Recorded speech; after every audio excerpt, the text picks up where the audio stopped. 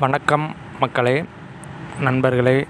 நாம் தற்போது பார்த்து கொண்டிருப்பது முதல் நாள் ரிசல்ட்டை வைத்து அடுத்த நாள் ரிசல்ட்டு எப்படி வரும் அப்படிங்கிறத தோராயமாக கணிப்புப்படி நம்ம எடுக்கிறோம். அதுபடி நாம் இந்த மேலே ஒரு ரிசல்ட் இருக்குது பாருங்கள், அது இன்றைக்குள்ள ரிசல்ட்டு 399,421. இந்த இடத்துல நம்ம என்ன வரும்னு சொல்லியிருந்தோம் அப்படின்னா, கணக்குப்படி 802 வரும்னு சொல்லியிருந்தோம். அவங்க என்ன பண்ணியிருக்காங்க அப்படின்னா 802 நம்ம 8க்கு அப்படியே சரிபாதியாக 4 வச்சுருக்காங்க.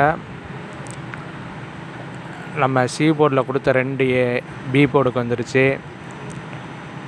சி போர்டில் 1 வச்சுருக்காங்க. நம்ம கொடுத்த கால்குலேஷன் படி இந்த இப்போ டிஸ்பிளேயில் ப்ளே ஆகிக்கிட்டு இருக்கு பாருங்கள், அதே மாதிரி இந்த நம்பரை வச்சு நாளைக்குள்ள நம்பரு, அதாவது 19/1/26க்கான கெஸ்ஸிங் நம்பரு நாம் இப்போ எடுத்துட்டோம். இந்த நம்ம கீழே நம்பர் காட்டியிருக்கு பாருங்கள், 399,421 அப்படியே போட்டு பார்த்தோம்னா எந்த நம்பர் அதிகமாக வருதோ, உதாரணத்துக்கு 0 இப்போ அதில் அதிகமாக இருக்குது. அடுத்தபடியாக 9 அதிகமாக இருக்குது, 2 அதிகமாக இருக்குது. இதில் எது அதிகமாக இருக்கோ அந்த நம்பரை வச்சும் ப்ளே பண்ணலாம். நம்ம கான்செப்ட் என்ன அப்படின்னு சொன்னால், முதல் 4 டிஜிட்டை தள்ளிடுங்க, அடுத்த உள்ள 3 டிஜிட்டு 738. நம்ம கொடுக்குற நம்பரு 738. இதில் ஒரு நம்பர் கூட்டி வைக்கலாம், 739 வைக்கலாம், 639 வைக்கலாம், 637 வைக்கலாம். சி போர்டில் 8